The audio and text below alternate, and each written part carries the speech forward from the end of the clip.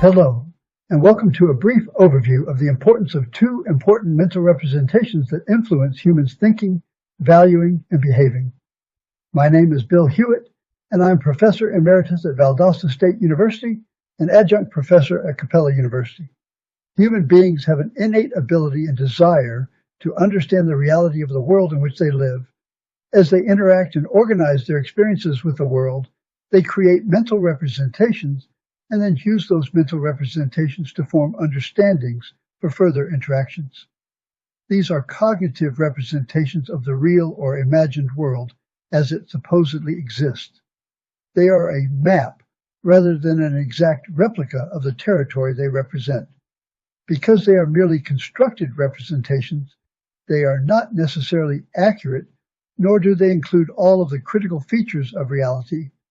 However, they are very useful in that they serve to highlight important features of experience and facilitate the use of one's intelligence to adapt to, modify, or select environments in which one is embedded.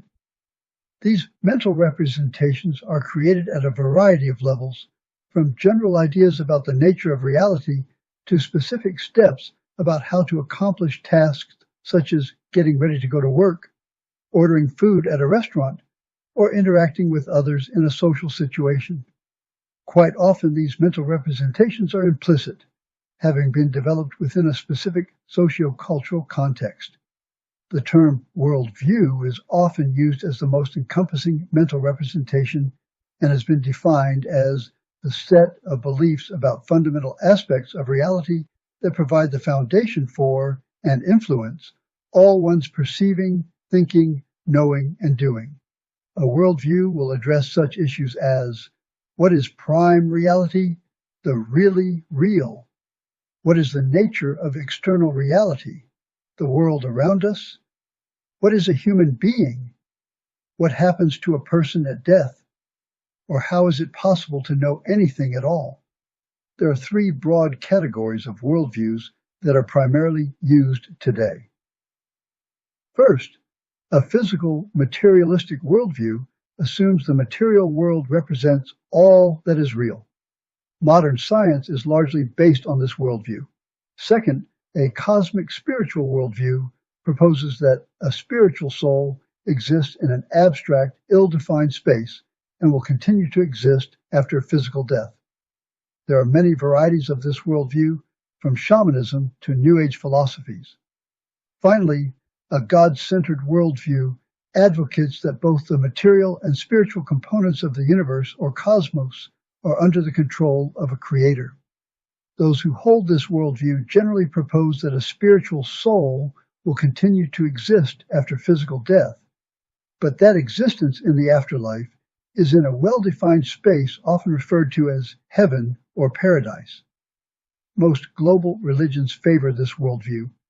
The material, physical, and cosmic spiritual worldviews might be seen as subsets of the God-centered worldview, that is, subtract the concept of creator from the God-centered worldview, and that becomes a cosmic spiritual worldview. One can subtract both the creator and the eternally existing human spirit from the God-centered worldview, and that becomes the material or physical worldview. On the other hand, one could say that the non-material dimension must be added to the material dimension in order to hypothesize the cosmic spiritual worldview, and then the concept of a creator would have to be added to the cosmic spiritual worldview in order to hypothesize a God-centered worldview. The point is that the worldview one creates or adopts will guide one's investigation and understanding of reality. For example, if one assumes a physical, materialistic worldview, one is likely to use the scientific method as the means to guide that investigation and organize facts and concepts derived from that investigation. On the other hand, if one accepts a cosmic spiritual worldview, one is likely to focus more on personal experiences guided by such methods as meditation or perhaps culture as a means of understanding reality. And finally, if one embraces a God-centered worldview, one is likely to add religious scripture and teachings to that mix. Scientists holding a cosmic, spiritual, or God-centered worldview might use the knowledge and understandings derived from their personal experiences, culture, or scripture as sources of hypotheses about material reality that can be investigated using the scientific method. Another important mental representation is a paradigm that describes the structure, function, and development of whatever is being studied. Most importantly, for a discussion of developing human potentials, paradigms describe what phenomena are to be investigated, what are the parameters of the questions that can be asked, how should the questions be structured and organized, what types of data should be collected, what methods should be used to collect data, how will the data be organized and interpreted, or what legitimate theories can be developed from the data and interpretations.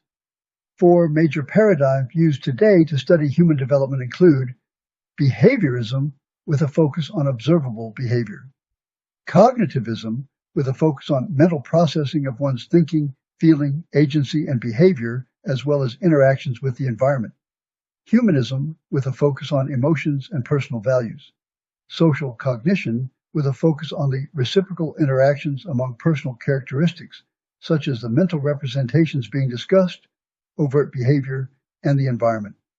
A dynamic systems paradigm has begun to be used, although it is not widely accepted.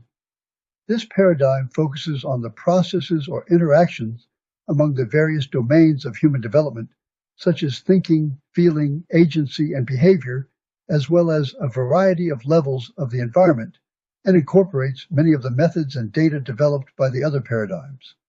As stated previously, each of these paradigms would influence how one collects, analyzes, and interprets data. This is an important issue when discussing concepts and principles derived from cultural or social traditions or religious scriptures and teachings.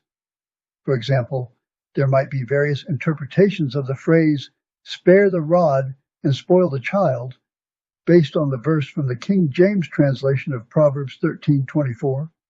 He that spareth his rod hateth his son, but he that loveth him chasteneth him betimes. A parent using a behavioristic paradigm might be led to an interpretation that the verse advises that they should punish a child to decrease unwanted behavior. A person using that paradigm would add the insight that the parent should reinforce desired behavior to replace unwanted behavior, or that unwanted behavior would likely simply be replaced by another unwanted behavior. A parent using a cognitive information processing paradigm might see the rod as a measuring process. The parent might be advised to work with the child to set goals for appropriate behavior and create measurements for success.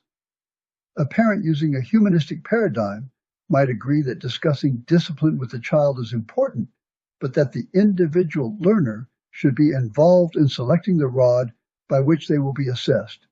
A person using a social cognitive paradigm would emphasize showing a child how to behave, then discussing appropriate behavior and helping them to reflect on their behavior. Finally, a person using a dynamic systems paradigm would be inclined to view each of these theories as appropriate for specific individuals at specific ages and circumstances. For example, during infancy and early childhood, the parent might emphasize using the behavioral paradigm and then add the cognitive paradigm as the child gained a use of language. The parent might next add the humanistic paradigm as the child matured and began to understand the importance of rules and procedures to personally guide behavior. That is, the parent would assist the child to behave appropriately while simultaneously assisting to guide the development of their cognitive, emotional, agentic, and moral capacities.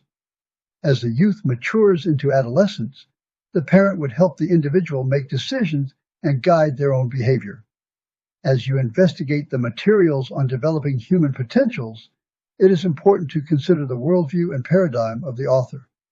These are not likely to be explicitly stated and may be difficult to discern, but they will have a considerable impact on the reported findings and their interpretations.